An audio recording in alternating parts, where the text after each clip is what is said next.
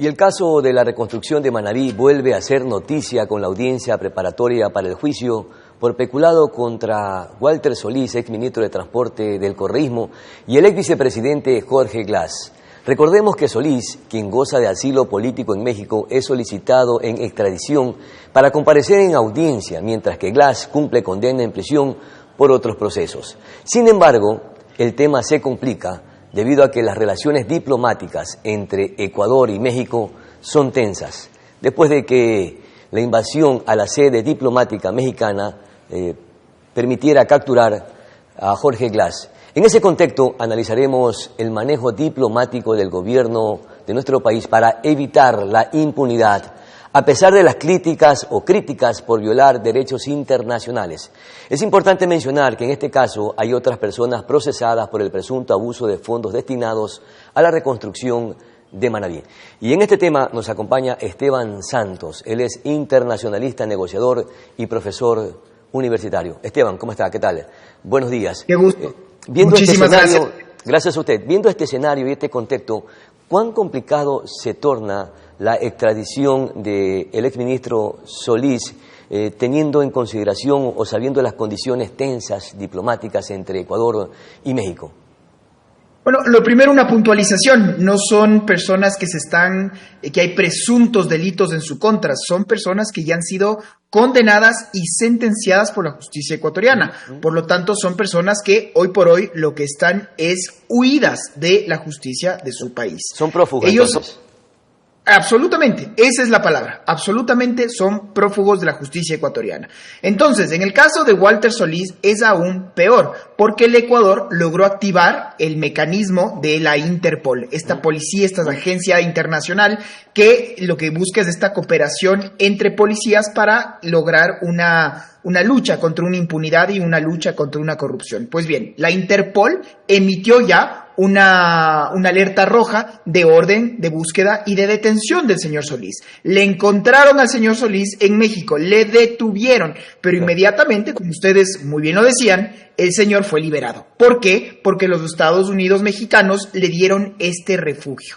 Y el refugio, básicamente, lo que terminó diciendo a propia voz de la presidenta Sheinbaum, que ellos no iban a entregar al señor Solís a las autoridades ecuatorianas ni a ninguna otra, y que por lo tanto exigían y ordenaban su liberación. Interpol no puede hacer más y entonces lo liberan.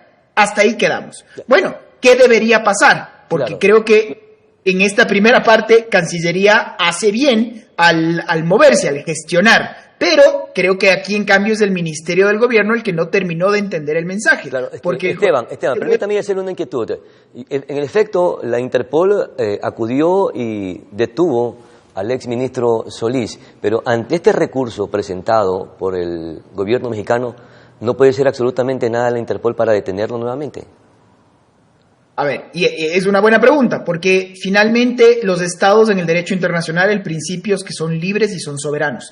Ellos toman una decisión en torno a su límite territorial, sobre quién ingresa, sobre qué no ingresa, sobre bienes, servicios y demás. Ahí es como un estado ejerce su soberanía.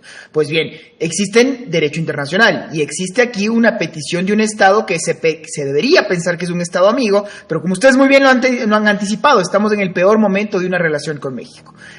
Hay un Estado democrático que pide a esta persona esta detención y México le dice que no porque tiene este refugio, ¿ok? Entonces, hasta ahí estábamos. Luego viene el Ministerio del Gobierno y el Ministerio del Gobierno manda un comunicado en donde exige a Cancillería que se gestione la repatriación del señor Solís. Y ese es un comunicado, en mi criterio, absolutamente equivocado. ¿Por qué? Exactamente lo mismo que pasó con Correa. Correa tiene un refugio en el Reino de Bélgica y Bélgica le otorgó este refugio, bien, mal. El hecho es que Correa tiene un refugio en Bélgica. Ok.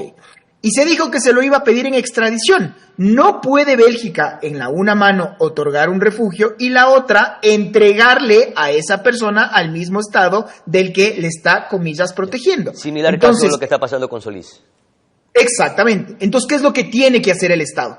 El Estado primero tiene que demostrar en derecho que no estamos hablando de un preso político, sino de un político que tiene que estar preso. Y aquí hay una diferencia muy grande. Pero eso lo tiene en conocimiento el gobierno de México, que está procesado, que está sentenciado y que tiene que responderle a la justicia ecuatoriana. ¿En qué se convierte el gobierno mexicano al negarle la extradición al exministro Solís, que tiene que responderle a la justicia, insisto? Yo lo que lamento es que la señora Sheinbaum no regresó a ver ni siquiera el fondo, se quedó en el título. Dijo, este señor es alguien que tiene refugio y por lo tanto no le vamos a procesar, punto. Entonces, lo que yo lamento es que lamentablemente pues gana la ideología por encima de principios democráticos, como es la separación de poderes y sobre todo una búsqueda conjunta de la justicia. ¿Qué va a pasar en este momento? Repito, yo no creo que en lo absoluto, no va a cambiar nada. No porque el Ministerio del Gobierno le exija a Cancillería que Cancillería solo es el mecanismo. Cancillería, bueno, enviará otro oficio, pero ya sabemos la respuesta de México y esto creo que incluso es contraproducente porque da la oportunidad a que esta persona se pueda victimizar y una persona que tiene que estar tras las rejas, insisto, no es un político preso, es una persona que lamentablemente se quiere prestar como un preso político y eso no puede ser. Y más ahora que estamos en este mecanismo, estamos entrando a la campaña electoral y demás, y lamento que entre la política en algo que tiene que ser netamente jurídico y técnico. Esteban, al exministro Solís lo protege el principio de la no devolución al país de origen, establecido en la Convención del Estatuto sobre Refugiados. ¿Cuánto lo blinda este principio? Bueno, por eso hay que estar muy claros. Existe ese principio, pero siempre y cuando la raíz, el génesis, haya sido concedido en legal y debida forma. Tanto Ecuador como México somos suscriptores de dos convenciones internacionales que sirven aquí. La Convención de Viena y la Convención de Caracas de 1954 que regula el asilo. Entonces, la Convención de Viena justamente hace mención a los principios que usted muy bien lo acaba de señalar, que no puedo yo devolver a la persona en donde supuestamente está corriendo este peligro, su vida o la persecución. Ya, pero para esto nos tenemos que anclar en la Convención de Caracas. ¿Y qué es lo que dice la Convención de Caracas? Que usted no puede, artículo 13, usted no puede entregar un asilo político a una persona que haya sido condenada por delincuencia común. Ser corrupto es delincuencia común, ergo no cabe ningún tipo de asilo. Finalmente termina la convención y esta es la pelea y por eso es que el Ecuador en este momento está con México en la Corte Internacional de Justicia, porque quien tiene que decidir sobre la condición de asilante o no es ese propio Estado, en este caso México. Pues México decidió que, por ejemplo, el señor Jorge Glass era una persona a la que se le tenía que entregar un asilo político, lo propio con el señor Solís, lo propio con la señora Rivadeneira, con creo que está la mitad del buró político de Alianza País hoy por hoy en México. Bueno, eso es una decisión soberana del Estado mexicano, pero lo propio el Ecuador no tenía y no tiene, por ejemplo, por qué dar salvoconducto alguno a una persona que no tiene por qué ser designado con esta condición de asilado.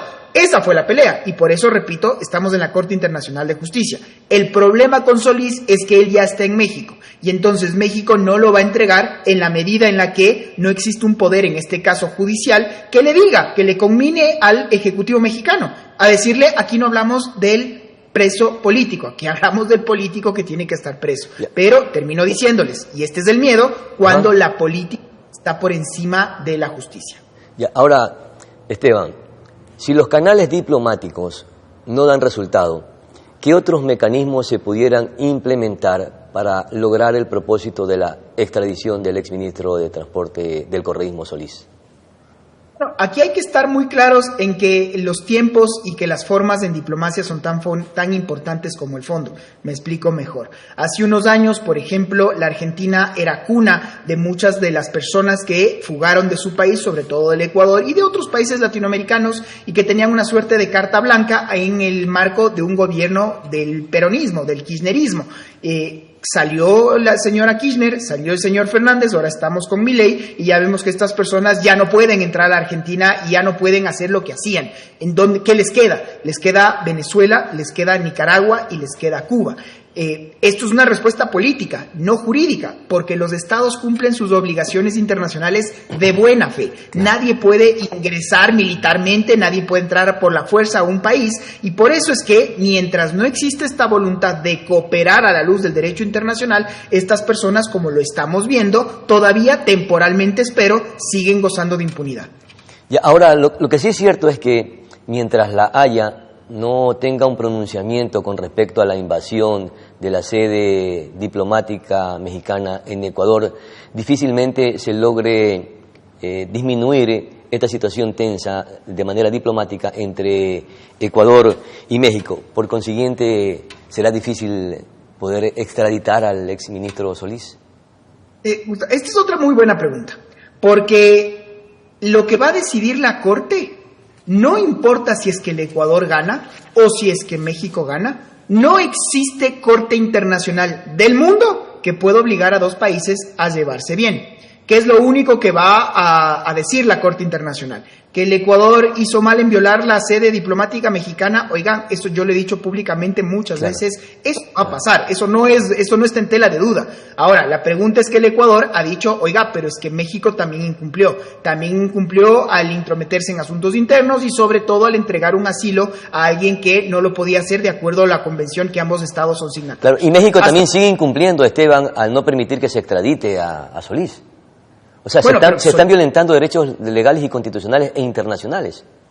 Pero, a ver, entendamos, lo que está en la Corte Internacional de Justicia es exclusivamente con respecto al señor Glass y lo que se denominó este asalto a la sede diplomática mexicana. ¿Cómo no? En el caso de Solís es otro proceso. Y en el caso de Walter Solís ya se tuvo una orden de detención y captura no de parte de las autoridades ecuatorianas, sino de la propia Interpol. Y Interpol lo que hizo es, hasta donde llegan sus atribuciones, capturarlo. Pero necesita la cooperación del Estado, cooperación que no existió. ¿Qué puede hacer el Ecuador? Y por eso es que hacía semejanza, la semblanza al caso del señor Correa, porque lo primero que se tiene que hacer es demostrar en derecho que aquí no estamos hablando de un perseguido político, que aquí estamos hablando de político que tiene que estar preso. Una vez que se demuestre eso dentro de lo jurídico, se tiene que volver a activar el mecanismo de cooperación internacional. Mientras eso no pase, pues por eso es que decía que yo estoy seguro que el señor Solís seguirá tranquilo, impune y campante en México, porque el Ejecutivo mexicano le está protegiendo por un tema de coideario político más que otra cosa. Pero eso es algo que habla mucho más pues del Ejecutivo mexicano que de los ecuatorianos, que del Ejecutivo ecuatoriano, porque lo que se está intentando es demostrar que no puede darse sin una cooperación en contra de la impunidad y en contra de la corrupción. Que prime lo jurídico, que prime una sentencia en derecho, pero vemos que, nuevamente, la política siempre terminará siendo la punta de lanza en el derecho internacional y por eso es que estas son las restricciones y las cortapisas con las que se topan los países. Le están dando el uso equivocado a las sedes diplomáticas más allá de proteger reos y sentenciados o de intentar blindarlos precisamente porque tienen esa empatía a través de ideologías políticas. ¿Se debe cumplir firmemente con lo que establecen las normas legales, constitucionales e internacionales? Bueno, eso es lo que exactamente dijo la OEA. Recordemos que México, cuando se dio este ingreso a la sede diplomática mexicana, México nos llevó a la OEA. Tuvimos una condena masiva, eso es cierto. Pero lo que también hay que resaltar, y esto es un tema, un punto muy a favor del Ecuador, que pese a que hubo esta condena de que el Ecuador no vamos a pintarlo de otra forma, no existe tal cosa como una excepción al principio de inviolabilidad de una sede diplomática. Hasta ahí estamos claros. Repito, pero la propia OEA, en la propia declaración de condena al Ecuador, dejó claro dos principios: que las sedes diplomáticas no pueden tener un mal uso y que se debe recordar que no se puede dar un asilo político a una persona que haya sido condenada por delincuencia común. Entonces, son dos jaladas de oreja muy fuertes a la administración mexicana que le está diciendo, sí, usted es libre y soberano, pero no deje de cumplir sus compromisos internacionales porque las sedes diplomáticas están para respetarse y no así para upar a coidearios por un tema de ideología política. Ahora, producción, por favor, a ver si me ayuda con el comunicado oficial de la Presidencia de la República, en donde probablemente se están haciendo propuestas, no sé si de carácter legal o de alguna manera son una especie de artilugio para evitar que políticos que comulgan con ideas de otros gobernantes, están solicitando una especie de canje. Mire usted lo que dice aquí, por ejemplo, ante las recientes declaraciones sobre la supuesta, y tenemos en pantalla, ante la supuesta propuesta planteada al gobierno ecuatoriano por parte del régimen venezolano, con la finalidad de entregar, mucha atención, con la finalidad de entregar a los opositores asilados en la Embajada de Argentina en Caracas, a cambio de la liberación de un detenido aliado al chavismo y de un salvoconducto para Jorge Glass Cepinel, reafirmamos lo que ha sido evidente a todos los ecuatorianos. Este tipo de negociaciones jamás tendrían cabida en este gobierno. Este recurso, Esteban, de una especie de canje, ¿es válido?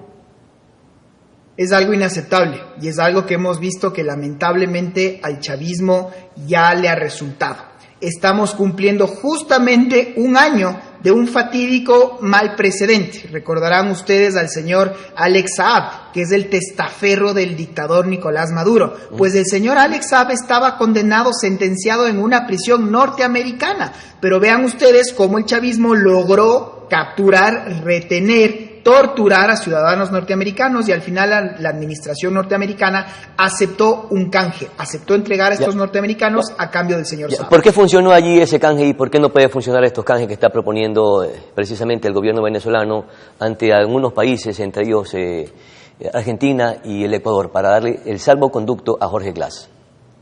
Es justamente una buena pregunta, porque queremos que la impunidad sea la que reine, la que persista. A mí me parece inaceptable, impensable ver cómo el régimen del señor Maduro ya logró eso. Y entonces, ¿qué está haciendo? Nuevamente detener a personas, a civiles, a inocentes. Hay un gendarme argentino que acaba de ser detenido en Venezuela. ¿Por qué pasa esto? Porque ya se entendió que pueden ser utilizados como patente de corso, como una moneda de canje ante sus propios intereses. Y eso es inaceptable. Y los estados latinoamericanos, en mi criterio, no deberían poder tolerar semejantes actos. Y por eso yo le he hecho tantas veces esta distinción entre un preso político a un político que tiene que estar preso. En Argentina, lo que tenemos de estos ciudadanos que están en Venezuela, pues, pero en la embajada argentina, tenemos el ejemplo más claro de personas que son perseguidas, que están siendo acosadas, que no les quitan el agua, les quitan la luz, que les tienen a los medios de represión del chavismo acosando y atosigando afuera de ese compendio diplomático.